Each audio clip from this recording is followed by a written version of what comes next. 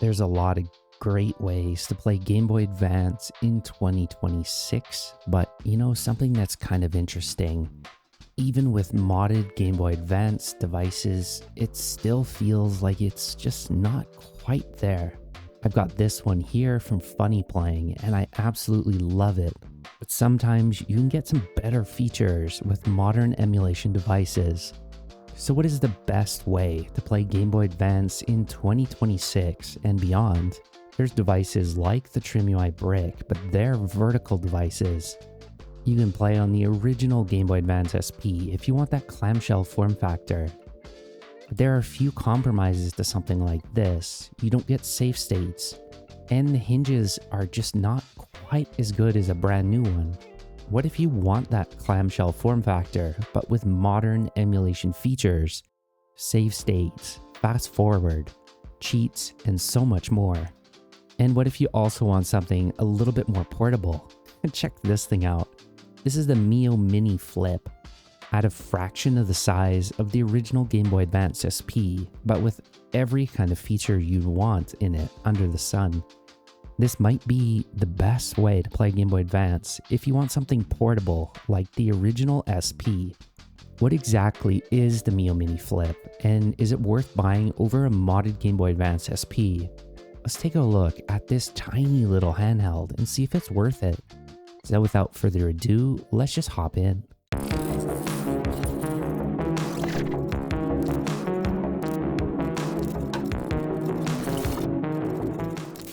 Just a disclaimer as well, this was sent over from Lit NXT, but with all my reviews, companies don't see these beforehand. They have no input into what I'm telling you, and of course I'm going to give you my honest thoughts to what I think about it. Let's spend a little time with the Miyoo Mini Flip to see if it's worth it for you. As of recording this video, you can pick up this little handheld for $75.99 on Lit NXT's website. That is for the console itself, and it comes in a few different colors. You got gray, black, white, yellow, and even pink. Lit NXT also has a coupon. You can use that, or of course my coupon code, to save a little bit on the purchase. They also have great bundles if you want to save a little extra. So it's a very cheap little handheld, but it doesn't feel cheap, and that's kind of the surprise to me. Even the hinge, everything about this device is pretty decent for the price. The first thing that I noticed when I picked this thing up was just how small it is. It fits into the palm of my hand, and for being a clamshell, it's actually pretty thin. Compared to a stock Game Boy Advance SP, it's pretty much the same thickness. You get the same kind of buttons too, so you got the volume on the left side. However, unlike the original Game Boy Advance SP, which is a slider, these are just volume buttons. On the top, you still get those two bumpers, but you get R2 and L2, as well as a USB-C port.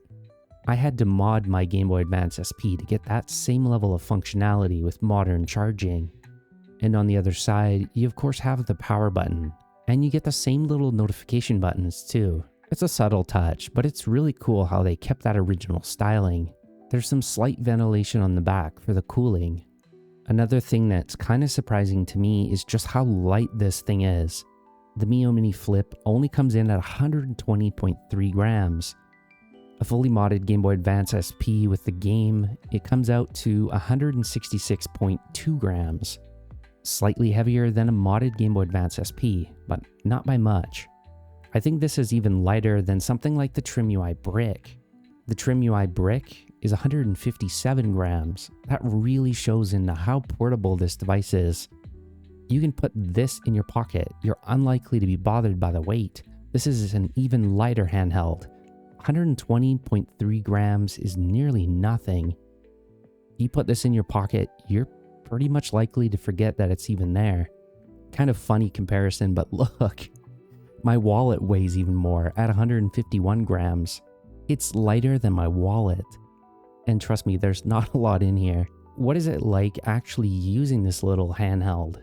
The function is where it matters most to me. I have Onion OS on mine, which is pretty neat. If I'm playing a game, I can just press this menu button. That loads up a lot of different options. You can exit the game itself, and you can load into any other game that you're looking to play. Pretty cool. Another neat thing about this one, over something like a stock Game Boy Advance SP, is you can play other systems too. Genesis, Game Boy Color, NES, Nintendo DS, that's pretty cool. The original PlayStation, which is kind of where this one is topping out in power. Master System, Sega CD, there's so much flexibility in a handheld like this. You can even play some of my favorites, like Cave Noir. And the games also come with some color palettes pre-installed. One thing I'm noticing is the screen is a little dark, isn't it? If you press the menu button and the volume rocker, you can actually control the brightness of the screen itself. At max brightness, it's pretty decent. I like how they have this shortcut. It makes adjusting the brightness while you're in game pretty easy. A nice thing about using Onion OS as well is you can bump up things like the saturation. I like to put this at about 13 to make the screen just a little brighter. And I also like to bump up the luminance level, just a tad. It also has Wi-Fi for retro achievements, which is pretty neat. There's a sleep timer so you can save some battery if you're not using the device. And you can even get apps in here. You could use this like a little mini video player or like a little MP3 player. Heck, you can even read books on here. Pretty cool, isn't it? There's also an expert menu with some other cores. I just like the simplicity of it. You got a recent menu, favorites of course, your games menu with all your systems, that expert menu with the extra cores, an apps menu with all the different extra things you can do with this, and then of course the settings menu. So what is it like playing games on this device? The first thing that I noticed is that the screen is much brighter than even a modded Game Boy Advance SP. Just look at the difference. You can even get that same shader palette that you would get on a modded screen. But one of the neatest features of all is being able to reload your saves quickly. This is something you can't do on native hardware. So you loaded up a game, say, you know, you're right near a boss, or you want to be able to make sure that you can beat something. Just press the menu button and R2, and that saves that state.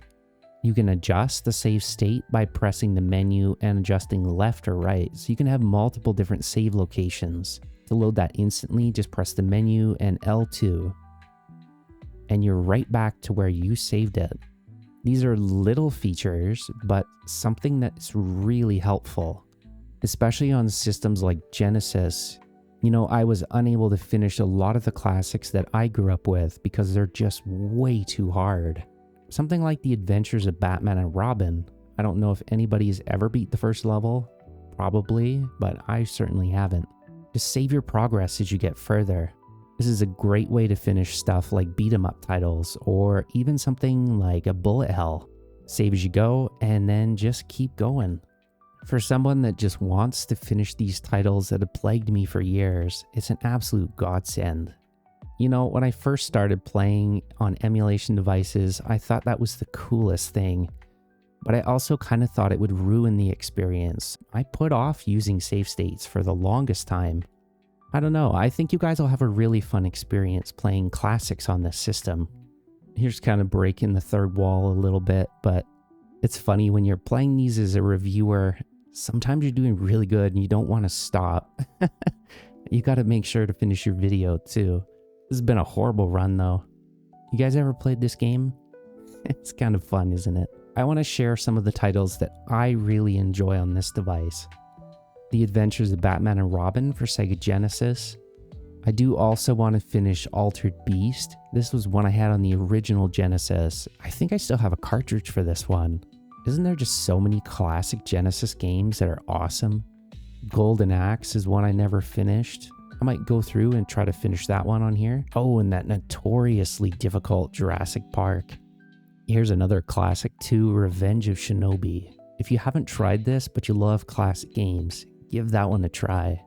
But you know, there's tons of different games that I can play from my library on this device, and I can't wait to check it out. The original Zelda games, some of the Kirby games that I missed, of course, the classic Pokemon games with ROM hacks, Pokemon Pinball.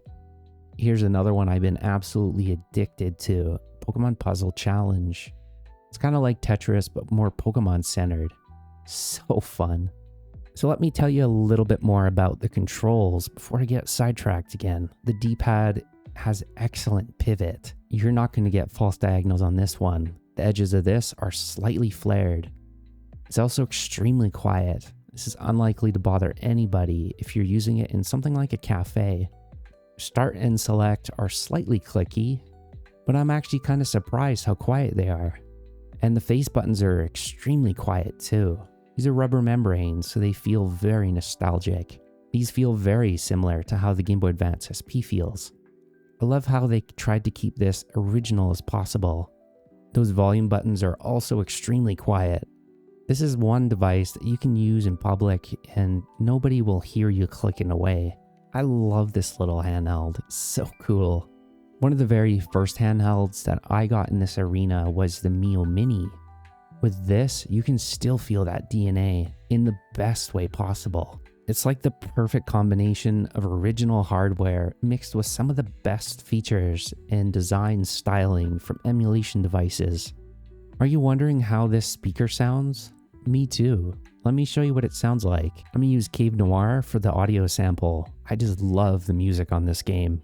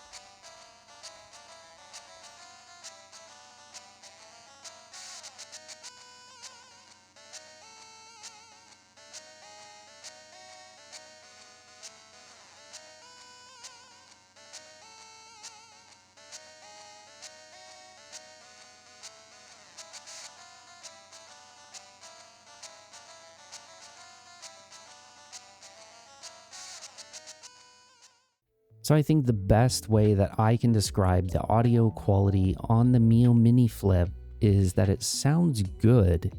I actually expected this to sound much quieter.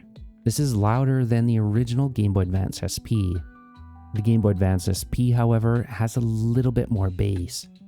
This sounds more tinny. Another cool feature is you also get a pre-applied screen protector. I don't know, ever since getting into this hobby, I just find these little handhelds so neat. You can just put them in your pocket, take them on the go. It's a small handheld, but it's a functional handheld, and I think that's the point that a lot of these other devices sometimes miss. In chasing perfection, a lot of companies lose fact of what a handheld is supposed to be.